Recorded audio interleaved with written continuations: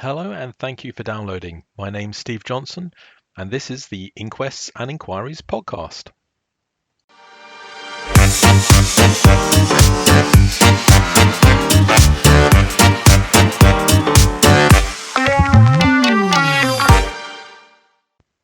Welcome to episode 5 of the Inquests and Inquiries podcast.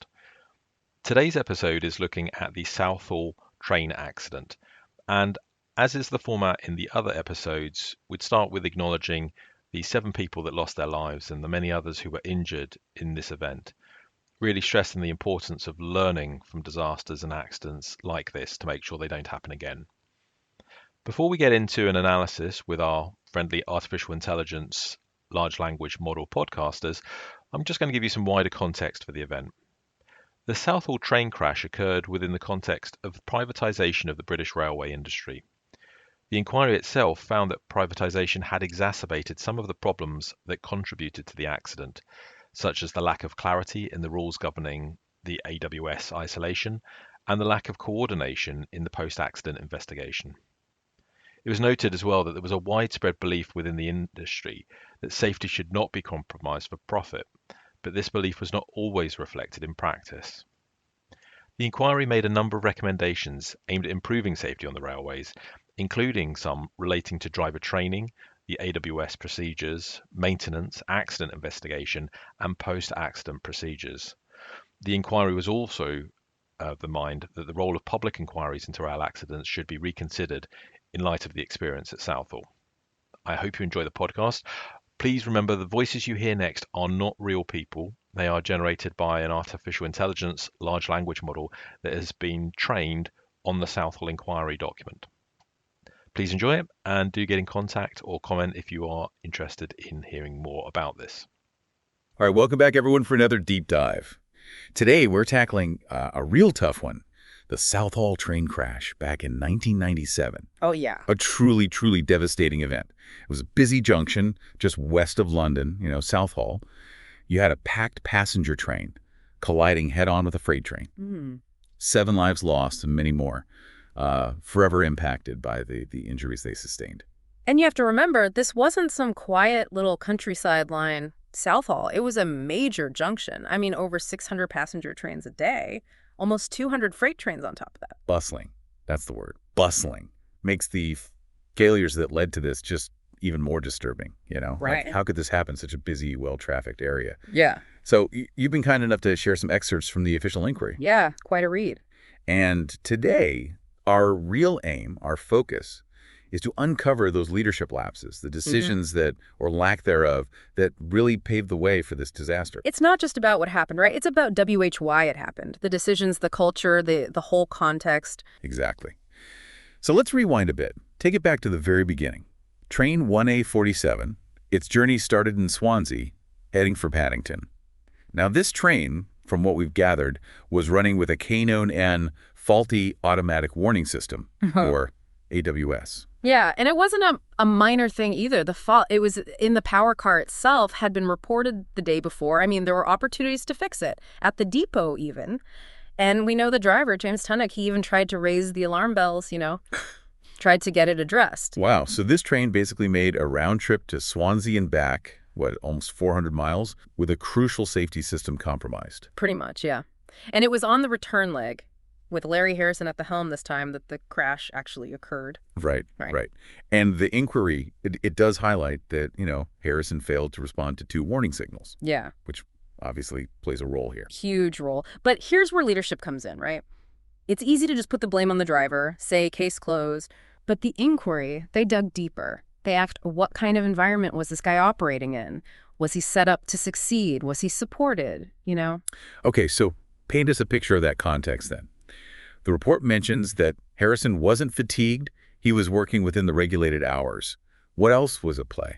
Well, the AWS, for starters, it was isolated, basically switched off. Wait, hold on. Isolating a safety system, especially a faulty one, that seems counterintuitive, doesn't it? Why would anyone do that? Right. And here's the kicker. The rules around isolating the AWS were ridiculously ambiguous. Even the experts brought in for the inquiry, they were arguing over what the rules actually meant. No kidding. It was a mess, and this ambiguity, this lack of clarity, it created this dangerous loophole for these train operating companies, the TOCs. A loophole. How so? Well, see, these TOCs, they were under immense pressure. I can imagine. Any delay, and they were hit with these hefty penalties. Ah, I see. So their incentive, keep the trains moving no matter what, even if it meant running with a faulty AWS. So instead of, pulling the train out of service, fixing the problem, they just isolated the system. And kept things rolling. Profit over safety, huh? You got it. A classic case. So we've got a faulty, isolated safety system. Didn't they have something else like automatic train protection, ATP? I feel like I've heard of that. Could that have prevented all this? ATP, yeah, that's a more advanced system. Basically, it can automatically apply the brakes if it senses danger. Think of it like a co-pilot who's always alert, never gets tired, never misses a signal. Right. Sounds like a lifesaver. Yeah. But I have a feeling this isn't where the story ends, is it? You'd be right. The ATP on train 1A47, it was switched off. Switched off. You're kidding. Nope. A mix of things contributed to that. Training was inadequate, there were some technical issues, and frankly, there just wasn't much commitment to the ATP pilot program. So it's like a whole chain of failures, right? With leadership dropping the ball at every stage. Yeah, and it's not just in the driver's cab. Let's talk about Great Western Trains, GWT, the company operating 1A47. What jumps out at you from the inquiry's findings about their role in all this? Well, it seems like they kind of downplayed the whole thing, like the severity of the AWS failures. They had this business-as-usual attitude when it came to safety issues, which is scary. Exactly. And their maintenance practices, they were, subpar. They'd even removed key safety posts and the training for their maintenance staff. Lacking, to say the least. All signs of a leadership failure to recognize and address the safety risks. Like they were blinded by, efficiency and profits. But they weren't the only ones responsible for safety, right? What about Rail Track? They were in charge of the whole infrastructure, the tracks, the signals, everything. What did their leadership do? Yeah, Rail Track, they had a massive responsibility. And their leadership, they were stuck between a rock and a hard place. On one hand, safety. On the other hand, all the commercial pressures. Keeping trains on time, avoiding those hefty penalties we talked about.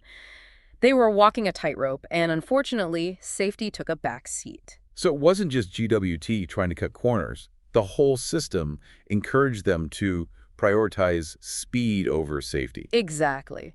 And a particularly controversial thing was this clause, Condition H11. It actually allowed Railtrack to, get this, factor commercial interests into regulating decisions. Think about that. Whoa. So they could essentially say safety is important, but keeping the trains running on time is more important.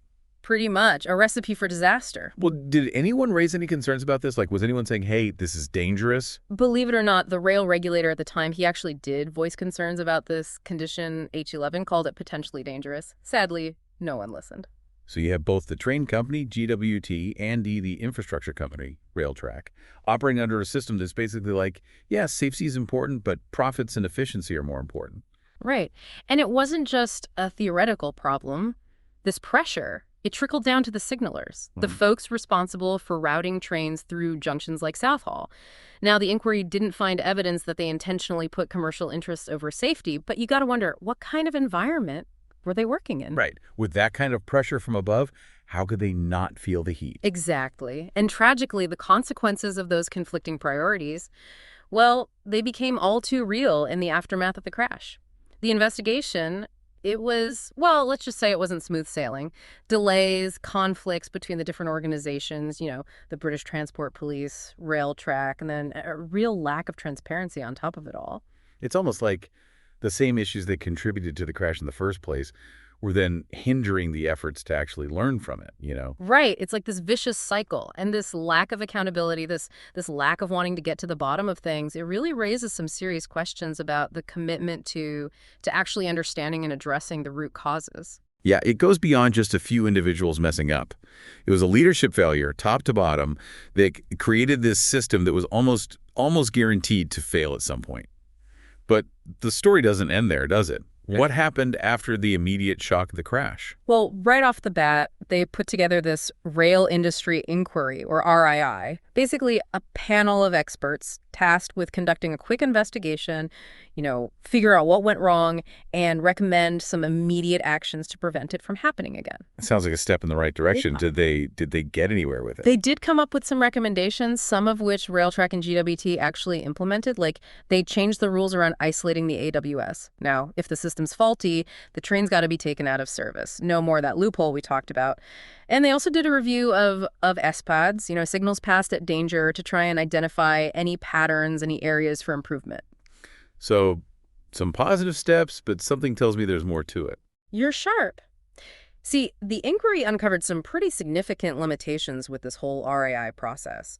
Mainly, it was severely hampered by the fact that there was this ongoing criminal investigation happening at the same time. So the same conflict we saw in the immediate aftermath between the criminal proceedings and the safety investigations, it continued to be a problem even with this RII. Exactly. Key evidence like reports on signal visibility and AWS testing, it was all withheld from the RII because they were worried it might impact the criminal case. It's almost like trying to put someone on trial for the crash actually prevented the industry from learning valuable safety lessons. It's a tricky balance, for sure. And the inquiry also pointed out another big flaw. This RII, it was essentially an internal investigation, the industry investigating itself. So no independent oversight. None.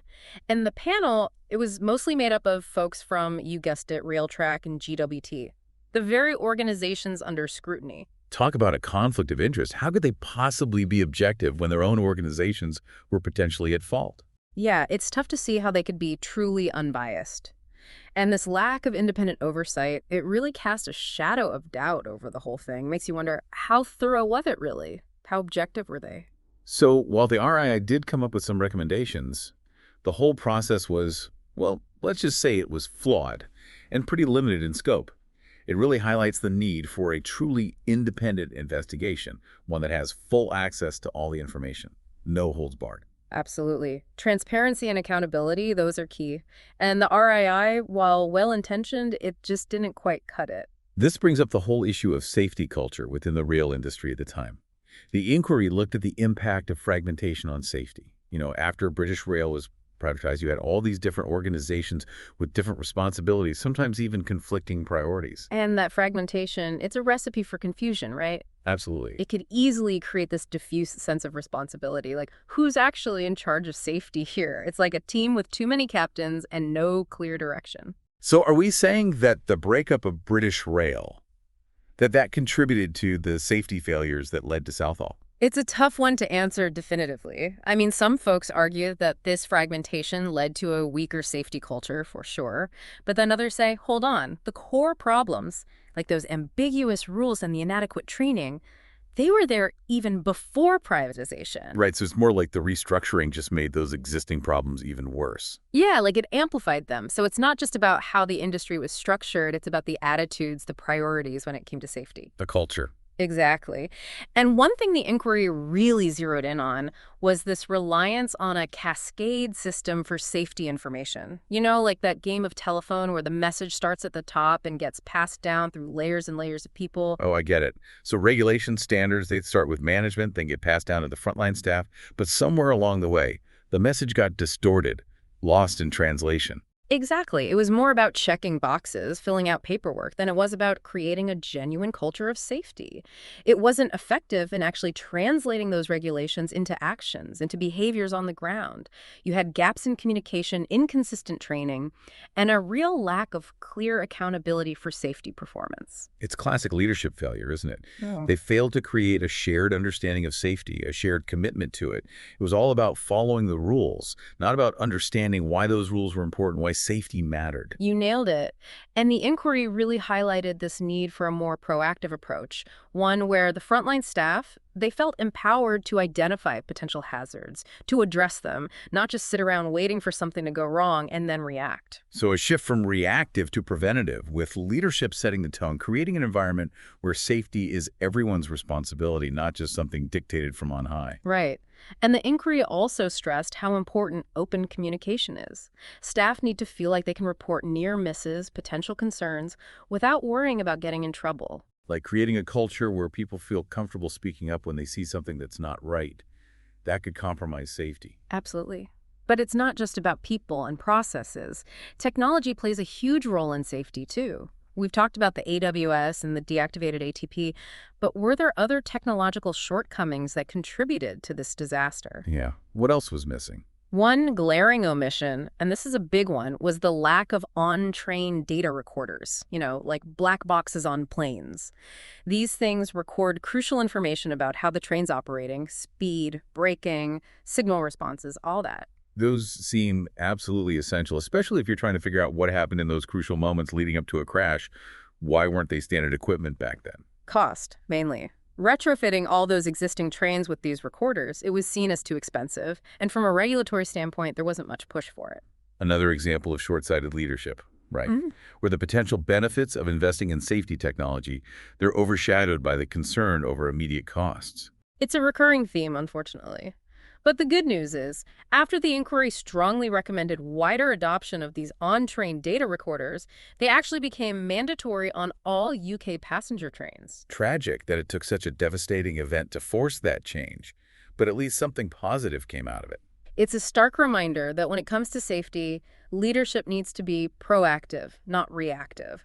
Always thinking ahead, anticipating problems, not just waiting for something bad to happen before taking action. Right, like an ounce of prevention is worth a pound of cure. Exactly. And it wasn't just the lack of black boxes. The inquiry also pointed out the limitations of some of the existing technology. Remember the SIR system we discussed earlier? Yeah, the system that lets railway staff anonymously report safety concerns. It seemed like a positive step towards a more open, proactive safety culture. It was, but the inquiry revealed it wasn't really being used to its full potential. Many staff were either unaware of it or hesitant to use it, worried about repercussions. So again, we see this disconnect, right, between the systems put in place by leadership and the reality on the ground. It highlights the fact that leadership isn't just about implementing systems. It's about fostering a culture that actually encourages and supports the use of those systems. It's about making sure those systems actually work in practice, not just on paper. Right. This all points to a pattern of leadership failures at multiple levels, creating this environment where safety was repeatedly compromised. Yeah, it's like a domino effect. Yeah. One failure leading to the next. And while the Southall crash was a defining moment for the rail industry, it's crucial to remember that the lessons learned, they go way beyond trains and tracks. What do you mean? The principles of clear communication, robust technology, a culture that puts safety above all else, those are universal. They apply to any organization, any system where human lives are at stake. So whether we're talking about a rail network, an airline, a factory, even a hospital, the need for strong ethical leadership that champions safety, that's paramount. Exactly. And that's where our focus needs to be moving forward. It's not just about preventing another Southall. It's about building a world where safety is woven into the very fabric of our organizations, our culture. It's about making safety second nature. All these regulations, all these procedures, but underneath it all, there was this disregard for safety. Like it was all just for show. Yeah, it's a good point. And it reminds us that a true safety culture, it's not just about ticking boxes and following the rules. It's got to come from the top. Leadership that puts safety first, always, even when it means maybe missing a deadline or taking a hit to the bottom line. So after Southall, what did they actually do to try and change this culture? Like, were there any real concrete steps taken? Oh, the inquiry's findings, they had a big impact, I'll tell you that. A lot of their recommendations, they led to changes in safety regulations, training programs, technology, the whole 9 yards. Can you give us some examples, like what actually changed? Well, for starters, they gave the rail regulator more teeth, They had more authority to enforce those safety standards, hold companies accountable when they messed up. That helped to address that whole conflict we talked about between profits and safety. So it was about shifting the balance, making sure safety wasn't just an afterthought. Exactly. And remember how we talked about fragmentation being a problem? Yeah, all those different organizations not really talking to each other, not working together. Right. So after Southall, they really pushed to improve communication and collaboration across the whole industry. They set up these new forums, working groups, all dedicated to sharing information about safety, best practices, all that. So breaking down those silos, getting everyone on the same page. Exactly. And it wasn't just talk either. They made some serious changes to address the specific technical failures that led to the Southall crash. Well, like we said, black boxes became mandatory, huge step forward. Now they could actually figure out what was happening in those critical moments leading up to an accident. But they also made improvements to the AWS and ATP systems, making them more reliable, more effective. Sounds like they really committed to learning from their mistakes, using technology to make things safer. Yeah, they had to. But even with all the tech upgrades, you got to remember, technology is only part of the solution. It always comes back to people. Right, making sure everyone's on board with the safety culture. Creating a culture where everyone, from the CEO down to the folks working on the tracks, they all feel responsible for safety. And that's where leadership really comes in, doesn't it? Setting the tone, leading by example. Absolutely. Southall, it was a wake-up call for the whole industry. It forced those in charge to take a long, hard look at themselves, at how they were doing things, and realize, hey, we need to change. We need to put safety first, truly first. So from all of this, what are the key leadership lessons we can take away from this tragedy? Well, first off, never underestimate the power of clear communication. No room for ambiguity, no mixed messages. Everyone needs to be crystal clear on what safety means and what their role is in maintaining it. Right. No one should be left wondering, what am I supposed to do? Exactly. Second, safety over profits. Always. Don't let the pressure to meet deadlines, to make more money, to compromise safety. In the long run, a good safety record, that's what really matters. It's good for business, it's good for everyone. It's about playing the long game, right? You might save a few bucks in the short term by cutting corners, but eventually it'll catch up to you. It always does. Third, let your people speak up. Create an environment where they feel comfortable reporting anything that seems off, any potential hazards, without being afraid of getting in trouble. That's how you catch problems early before they turn into disasters. It's about building trust, right? Making sure everyone feels valued, like their voice matters. And lastly, learn from your mistakes. When something goes wrong, don't sweep it under the rug. Investigate it thoroughly. Be honest about what happened, even if it means admitting you screwed up. Sometimes the truth hurts, but it's the only way to learn and grow. Couldn't have said it better myself. Southall, it was a terrible, terrible tragedy.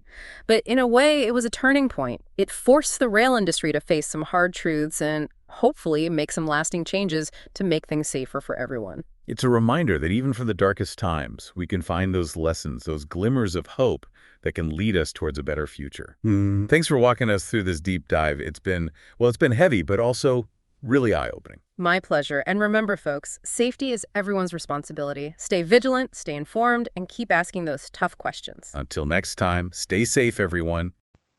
Thank you for listening to the Inquests and Inquiries podcast. Remember, you can find more information on the website, inquestsandinquiries.com, or on the YouTube channel as well. Link in the notes.